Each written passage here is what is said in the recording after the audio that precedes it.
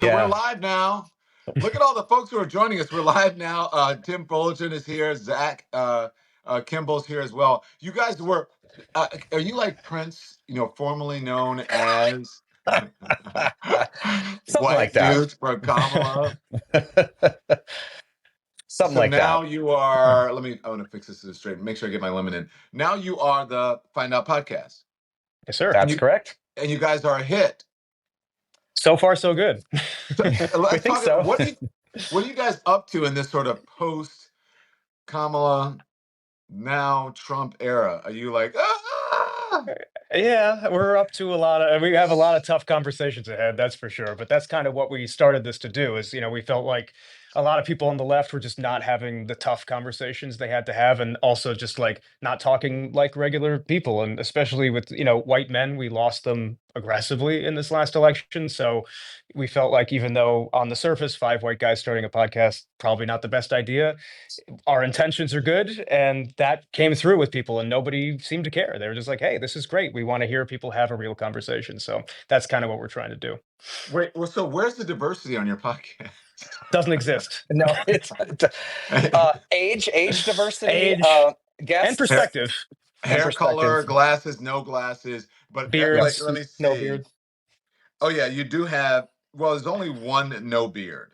That's Luke. Yeah, Luke. Well, Yeah. Luke's 21, so he's still working on it. Yeah. Can't even grow a beard yet. No, but seriously, so talk to us. By the way, if you're tuning into us, these are as I said, the artists formerly known as White Guys for Kamala. They're now the Find Out podcast, and the podcast is actually doing pretty well. And so we wanted to see what you guys are up to. Also, you have a new mission, I guess, a similar mission, except that the candidate or whoever you support may be different.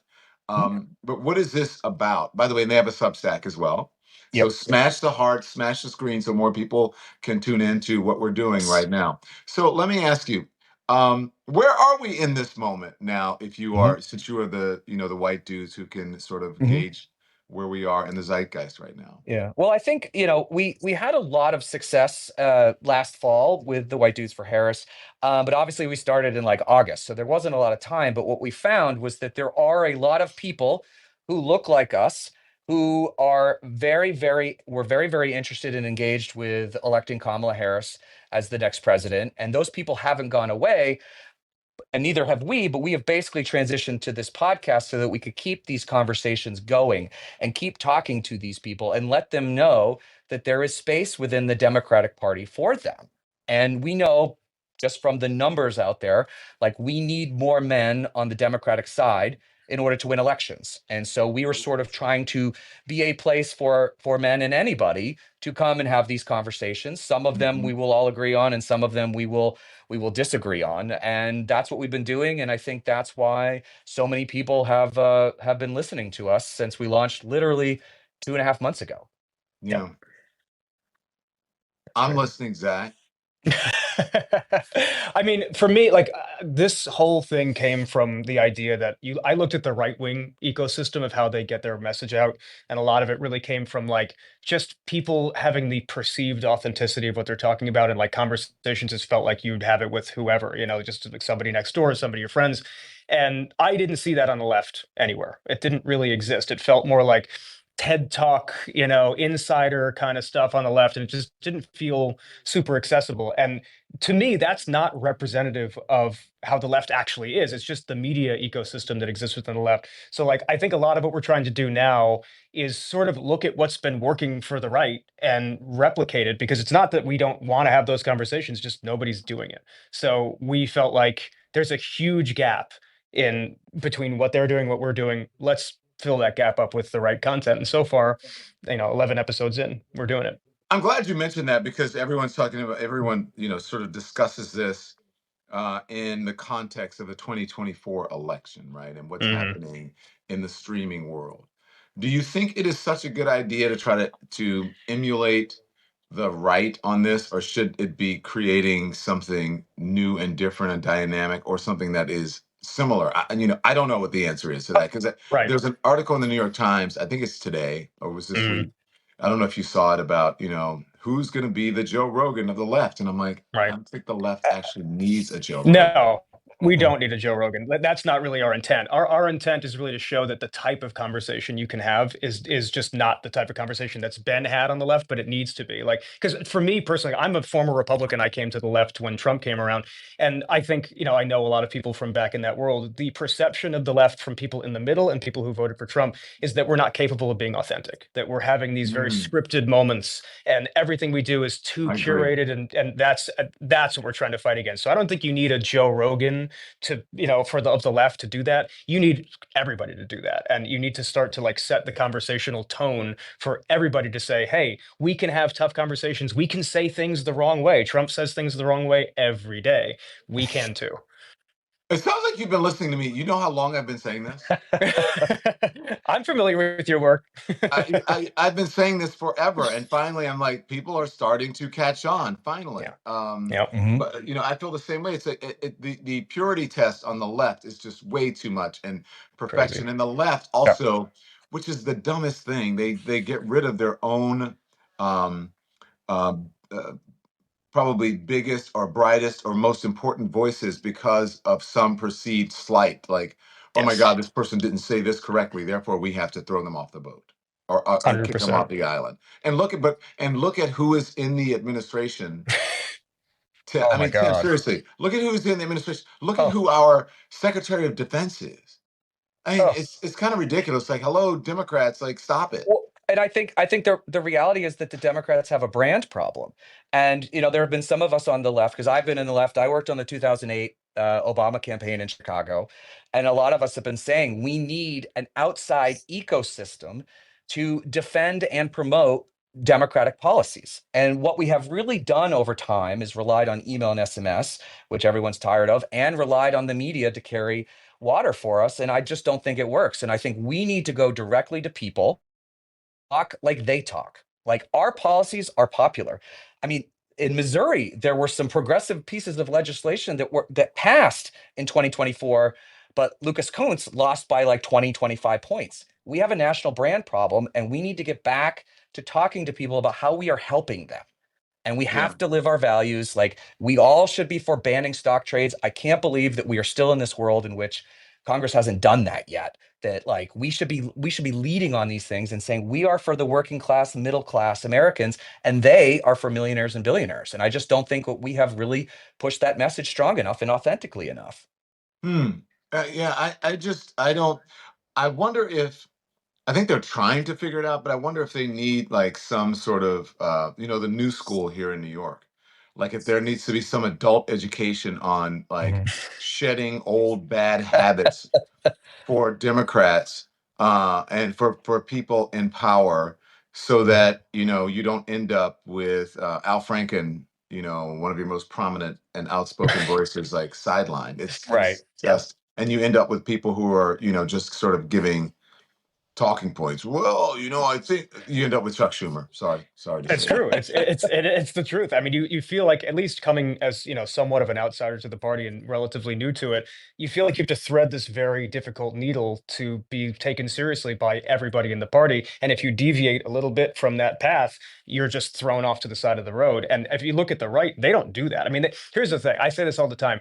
The right, inside, like MAGA and the other, like the George Bush faction of the right, they hate each other. There's a lot of hate between those two groups, but you don't see it in public. They find a way to Mhm. unite because they know that's how they're going to win. The left, there is a huge schism between people who are like, Bernie Sanders folks and the very far left, and people like me who are very moderate. We can work together very easily and we can all be family, but we don't treat each other that way. We treat each other with a lot of animosity for some reason. And until we solve that problem, how are we going to do anything? It's just not going to work.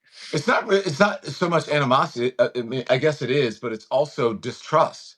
Like, Yes. people are like immediately sort of distrustful of people, and I don't really understand it, because the right is right now, especially, is all about the grift, but Oh they're yeah. all in on They it. always have been. Right. They're But all yeah, in on Tim, it. they're all in on it, and they're like, okay, well, we all may as well take, Mhm. be the recipient of some of whatever this grift is that we're doing right now, and Right. it's working for them. It is. And I think that we don't need a repeat of what they're doing. I think we can take some of their structures and do it, I think, more authentically and honestly than they do. There's not a lot of honesty on that side, right? Like No. talking about these tax bills that are going to add trillions to the debt and only millionaires and billionaires are going to benefit from. Like, we have to find different ways to reach out to people, and that's partially why we did the Find Out podcast, because Hmm. after Vice President Harris lost, everyone was like, Democrats need to do more with influencers and they need to do more podcasts. Well, at this point, we are one of the only ones that we just kind of just stepped up and did it. And I think that we have seen that people are desperate for authenticity from our side, and Mhm. people that aren't reading from talking points. We are talking from the heart, and I mean, from the head and the heart. And I think that that is coming through to people, which is why our audience is the size that it is right now. Who was it that said we can't rely on the media? Was that you, Tim, or was that you, Zach? Someone said we can't rely on the media. I think it was Tim. Tim. It was Yeah. me. Yeah. Especially now, right now, if you look at what's going on in the media, like the media is attacking Joe Biden for being old. It's like, Yep. we knew Joe Biden was old. We Yeah. know Joe Biden is old. We Right. know that when you get old, that you can't remember some things. Sometimes I can't. I'm like, I can't. Today, I'm like, what is the president again who died in office? Like, or just I can't remember Right. things, and so that happens to all of us.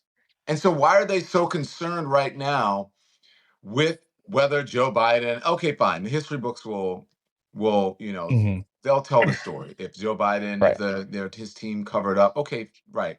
But in the moment that we're in now, we should be focused on the man who is tweeting at 3 a.m. about Taylor Swift and prosecuting Beyonce. Well, I mean, if we want to talk about cognitive decline, we should be looking at the current resident of 1600 Pennsylvania Avenue. See, you couldn't Pennsylvania even Avenue. remember I know now, I 1600. couldn't even remember it, and I literally lived in DC for 10 years.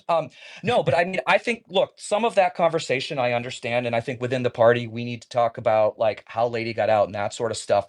But Right. the reality is that the damage that is being done right now by a man who just seems hell bent on vengeance instead of solving any problems for people, like that is the top story of the day. Like the fact that, like, he is much worse than he was 4 years ago. And I mean, it's just a nightmare. And I know there's a book to sell and all of that stuff, but I really, there needs to be much more focus on this man and the fact that he is completely unfit for Mhm. I think office. you can do both. Like I'm sort of on the other side from you guys on this one. I think you could do both at the same time, right? I think the worst thing the left can do with this story is go, don't pay attention to the bad thing we did, pay attention to the guy over there. That is a whataboutism. It's what the right does all the time. What we need to do is simultaneously do both things and not connect them. Keep attacking Trump, keep him the top story of the day, but also have some accountability for the mistakes we made. If there is a cover We're up gonna of fight Joe about Biden, this one, Zach. good. I'm glad. That's what we need to do. I mean, that's the I think point. you got to. Look. I'm not a Democrat, okay, and I'm Right. not a Republican. I think you need to read the room. I think. Sure. Look, and I did a thing on Joe Biden this morning. Look, Joe Biden has been in politics since before you and I were born, Hmm. and no one is going to be perfect. And I don't think Joe Biden's No. legacy should be decided on the last year or whatever of this No, thing. Right. definitely not. And I do think there's time for what do you call it, a postmortem. I Yes. don't think this is the time for the postmortem. I think the postmortem was had up to the election. I think right now it should be like, we get it. We fucked up. We will talk about those things. We should talk about them in boardrooms. We should talk about them on Zoom calls. We should have a postmortem. But our Mm. message in the media that we should carry forward as a strategy for Yes. the big strategy is Donald Trump is a fuck up. Donald Trump Yes. is fucking up the country, the world. Donald Trump Yes. is taking away civil rights legislation, historic civil rights legislation. Donald Hmm. Trump has increased is messing up the stock market. He's messing up the economy. Yeah, duh. We get it. Democrats have some work to do, Yeah. but that should not. We don't have to do a both sides ism right now in the media. I don't think that should be the larger strategy. I can My opinion. understand that perspective. I think the only challenge with it that I have is that the people in the middle are going to see this as a perceived inauthenticity if the Democrats don't at least address it appropriately. I'm not saying make it the top story, but I think that having this sort of like, it's no big deal, and you move on to going against Trump. That's what they did in 24. The strategy in 24, when Kamala Harris shifted to talking about what she wanted to do, to then talking about what the deficiency of Donald Trump was, that's when she started to lose her polling numbers started to go down. People like there's a ton of people who voted for Trump who know he's bad. And they voted for him not because they like him, because they think the Democrats are worse. And there's a lot of perceived problems with the Democratic Party. So I don't know if the strategy of just keep hammering Trump is going to give us any new voters, because we tried that in 24 and we lost with that strategy. No, but I'm not saying keep hammering Trump. I mean, 24 you lost because Trump wasn't in office. Right. But I mean, he Trump was is in pitching office exactly right what he's now. doing. And He pitched this vision. there's a lot to discuss, and I'm not saying you shouldn't talk about it, but what I'm Yeah. saying is that you need to come up with a winning strategy, and that strategy is not self-flagellation or self like No, flogging definitely yourself not. in I don't want it public. to come off like that's my point. I'm not saying we should be self-flagellating or saying we're terrible. Sorry, we'll apologize to you guys. What I'm saying is, I think the biggest issue with the left is this perceived, inauthenticity, and that's what made Trump so strong for a lot of people. Is that because he just says whatever's on his mind, even if it's a flat out lie, people go, "Ooh, I Mhm. think this guy's telling me the truth." Democrats need to take, like you've been saying, Democrats need to say the wrong thing more. They need to come out and just be aggressive with what they think, and if it comes off wrong, so what? That, I think, is the strategy. So I think it all kind of balls together into, like, the left has an authenticity problem. They have to do everything they possibly can to solve that problem, and then they're back in the game. Tim, I figured it out. I think we need to get some boxing gloves for me and for Zach. I love it. And we need to Let's do get it. into the ring, and we need to like just, like dudes, like bros. We need to Yeah. like, fight it out, like box it out, Sounds like men. like a MAGA There we show. It's go. like Yeah. I bet that would get people to listen. What do you think oh, about for that? sure. Yeah. Well, I no, but mean, I you think get me. yeah, I actually like I think I agree with both of you, but I think that the thing we need to focus on as Democrats is our message and our brand, and using tools like the Republicans and conservatives had for a long time, like Mhm. Substack, for example, Mhm. which we are on. So I hope everybody subscribes. But like I think that a lot of this inauthenticity stuff will be fixed if we just like create content for different audiences and talk to them like they talk. And I just don't Yes. think we have been scolds for a long time, or like, on policy because we care about it, but we have to find different ways to explain to people the destruction that is happening in the Trump administration right now. And I think people are waking up to it, which is why I think our audience is the size it is too, because people are frustrated. And this time around, I see a lot more people regretting their vote, which seems frustrating to us, right? Because it was so obvious he said Sure. he was going to do these things. Yeah. But I think that the tide is starting to turn a little bit on him, and I think we've seen like the Omaha mayor's race went against Republicans for the first time in 25 years. There's been some other races. I think if we can get this figured out this year, I think 2026 is going to be a very bad year for Donald Trump and Yeah. Republicans. Yeah. So look, I'm joking around with Zach a little Yeah. bit, but to I know. the Trust me, I know. no, but to that extent, though, there's a method to my madness, Zach. So, what do you think about engaging the other side? Everyone says you need to engage the other side. You need to engage the other Mm, side, and sometimes sure. I'm of two minds about this. If we were in normal Republican times, I would say, okay, yeah, I agree with it.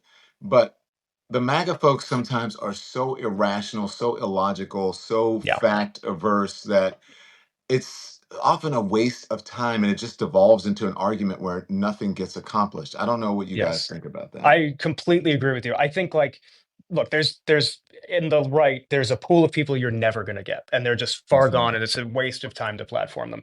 And then there's opportunities like the ones that Gavin Newsom had early on with his podcast, where he platforms people like Charlie Kirk and Steve Bannon, and he doesn't challenge them. That's a mistake. Oh I my think what you need God. to do is like have a conversation with the people who are actually, not completely far gone, and challenge their thinking in a way that is relatable to people. That can work. But platforming lunatics just for the sake of clickbait, it's such a huge mistake. Do you think that's what Gavin was doing? I mean, I don't know if that was what he's trying to do necessarily. I think that's Just what say it, happened, Zach. but Come on. Yeah. I don't Have I some don't know. balls, Zach. I Well, truly don't know. If I did think that, I would say it, but I truly don't know. I think that he probably had better intentions than what the final product was. Mm.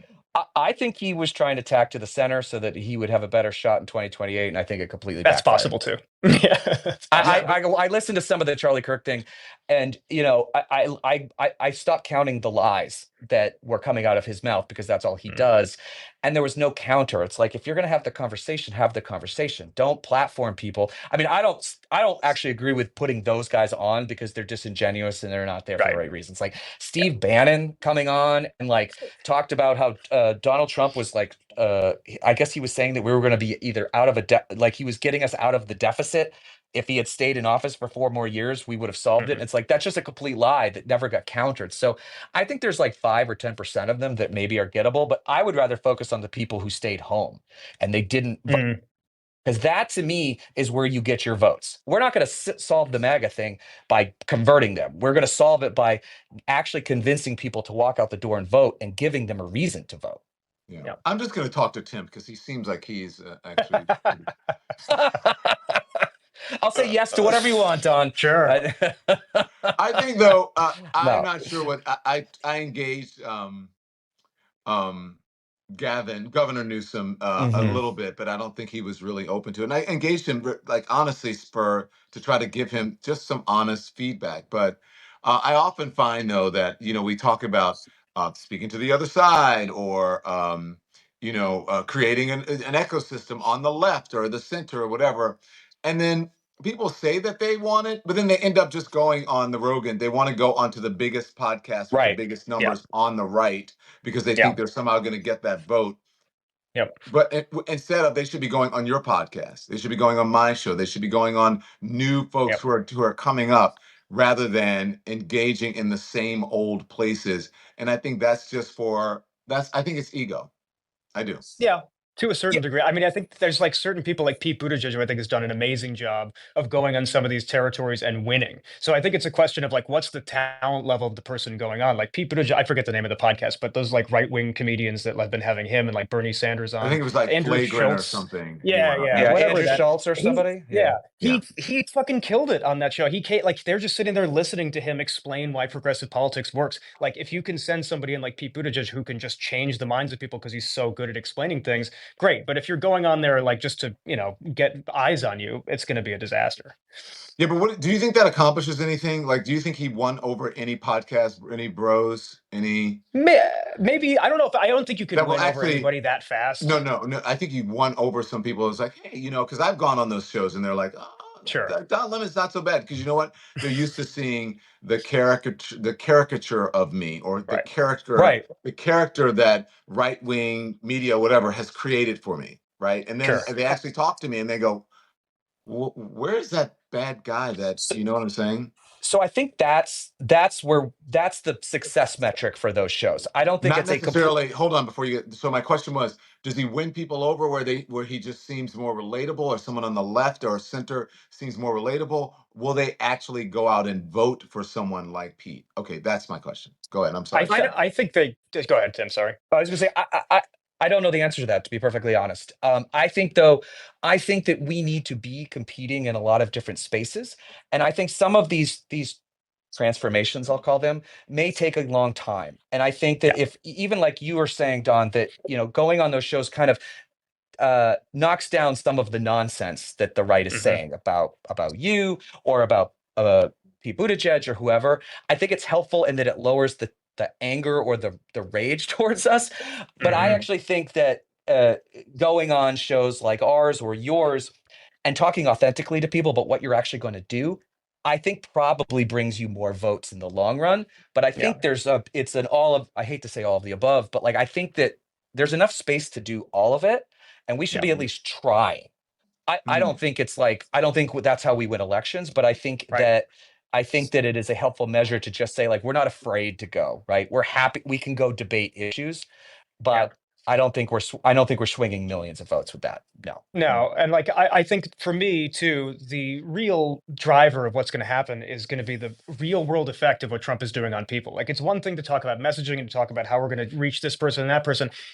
We can get a few people here and there, but the truth is Trump is either going to win, like the MAGA is going to continue or not based on how successful he is in this term, and based on what I've seen so far, it's going to be a nightmare for them. But I mean, people don't change their mind fully until they feel the effect of the thing you're talking about is a bad thing. So like we can talk to her blue in the face, they got to feel it in their bank account. And when they do, they'll go, oh, whoops, we need to change how we vote. And that to me is the best way to go forward. Just like let Trump dig his own grave, point at him as he does it, explain why he's doing it, offer an alternative. That's really the way to win these elections in the future. Do you think that America's ready for a Pete Buttigieg presidency? Because, when I actually speak to people, and I'm saying Pete Buttigieg or And I just don't want to pick on Pete, or a Wes Moore, or someone who is, maybe an Mhm. up and comer in the Democratic Party? Or do you think, like, and I have very liberal friends who say, no, we just need a straight white guy. That's who's going to win Mm. for us. I don't agree with that. I mean, I've heard people say that a lot. I've also heard people say like a woman can't win. I don't agree with that either. I think like there can be transformational talent come out for the right moment. Like you go back to Obama, people had a lot of questions about his ability to win, and he just had one of the most historic elections possible and overcame all the barriers people thought they were going to be in front of him. I think that there's people like Pete Buttigieg who have this innate ability to communicate authentically that transcend when you label somebody a certain way. Go, oh, this they have this character or that character element that we don't like, it becomes irrelevant. And I think that there are a few people on the Democratic side who are up and comers who have those capacities. It's just a question of the DNC believing in their ability to overcome what they have perceived challenges of. Not that this is sort of the, I don't know, oppression or bigot Olympics, but bigotry Olympics. But do you think that America is more homophobic or more racist? Because just because you elect Barack Obama doesn't mean that, because the You're whole not religion racist. thing, the whole gay thing is a religion thing. You know what I'm Yes, saying? that's a very difficult question. I don't know. They're both definitely very prominent in this country for sure. But I Yeah. think they're most prominent in people who would never vote for these people, right? Like there's Yeah. not a whole lot of racists voting for Democrats or homophobes voting for Democrats. Mm. Yeah, Right. and I, and I also think America has shown, sexism is alive and well here as well, which we saw with Sure. Hillary and Kamala. But unfortunately, they also both didn't really have very. It was they had difficult elections, right? There was 30 years of Clinton stuff for them to go after her with, and the email thing and James Comey, and then Kamala was like basically dropped in August, did not have a chance to actually build a campaign. But I think a Pete or a Wes Moore, I think it comes down to authenticity. If people believe what these people are saying, I think whoever is convincing people the most that they believe the words coming out of their mouths are the ones that are going to be the most successful in 2028. And I think that could be Pete. I think it could be a Wes Moore, who I think is a great governor in Maryland. JB Pritzker is another one in Michigan who I think is great. But I think it will kind of be the authenticity Olympics, and that's what I'm hoping, because I think the person that is able to articulate a vision that people believe and then they follow through with it is the person that I think will be successful in 2028. What about Governor Shapiro?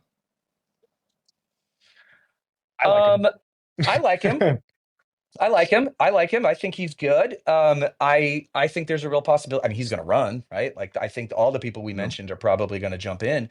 And it's really hard to tell with some of these guys until they're actually on the campaign, right? I mean, Right. I could remember like everybody getting excited on the right for Fred Thompson in like 2000, whenever that was, early days, and he completely flamed out. Yeah. And so I think it's really hard to tell, but I think we have a really great crew, a crop of potential candidates, and I am actually very glad that we're going to have a full debate, a full primary. And I think that Yeah. that is going to really show, who's going to rise and who's going to fall. So what about Gavin Newsom? No No, way. I think he dug his uh, grave already. uh, I really don't think he's Wow. coming out from it. Talk to Yeah. me about that. Why do you say that? I just think like I mean, look, he came out of the gate and just fell on his face. Like nobody, here's the thing: in primaries, obviously you need to get the biggest group of people, which is pretty much people who are devoted to the left to like you. And when you platform people like Steve Bannon and Charlie Kirk and do a terrible job doing it, you kind of lost your shot. I mean, look, maybe if you fast forward 2 years, people will forget that if he can do a bunch of great things between then and now. But I also think he has the California problem, which is just like the middle of the country perceives anything California as bad. Not to say that it is. It's one of the largest economies in the entire world, and it does extremely good work across the board. But the truth doesn't really matter so much to a lot of voters. And I think that him being the governor of that state is a detriment and not a benefit. I think you need somebody who's going to be more in middle America, the Rust Belt, the South, somebody who comes from a part of America that's not going to turn off the rest of the country to them. so I actually think that the podcast thing is actually did him in, because I think Mm, Democratic voters are going to be so angry 2 years from now. I think it's going to be a really effective line of attack from his opponents that are basically like, you platformed Charlie Kirk and Steve Bannon and you didn't push back. How can we? Well, how are we to believe that you are going to fight back against these people when you had them on your show and you didn't even do it? I think that's going to be a really effective line. I think he's been a very good governor overall. agreed. Um, California is a very hard state to manage. But I just don't think Democratic primary voters are going to be excited about a guy who like brought these terrible, terrible people on and did nothing and just let them spit and actually patted them on the back.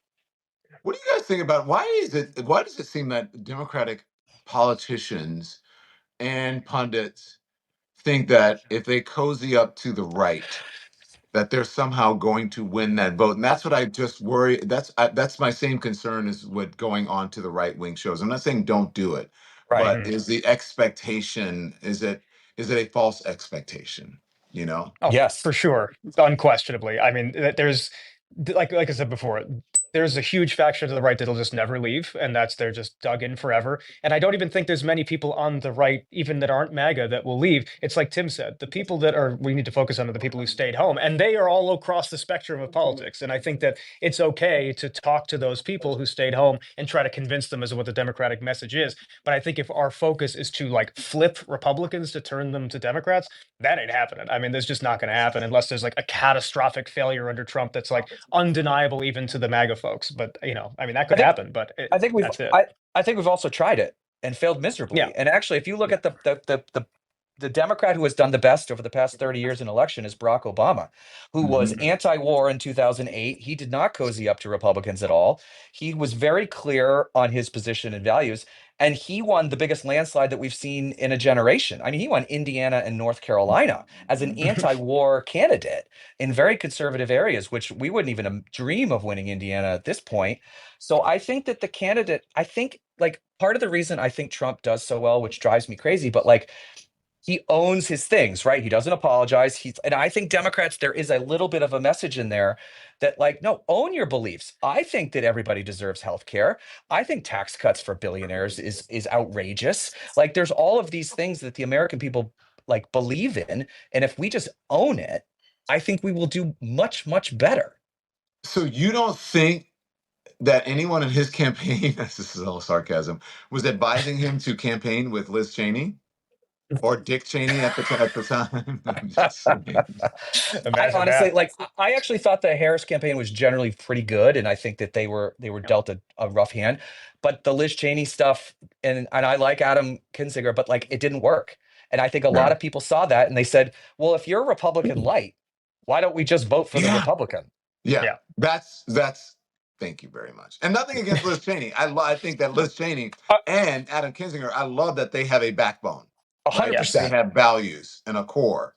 Yeah. That's Hmm. admirable. But Right. is it the right strategy? What about let's talk about the strategy, because I hear again, this is kind of people can be of two minds about this. Hmm. The trans thing that people believe lost the election.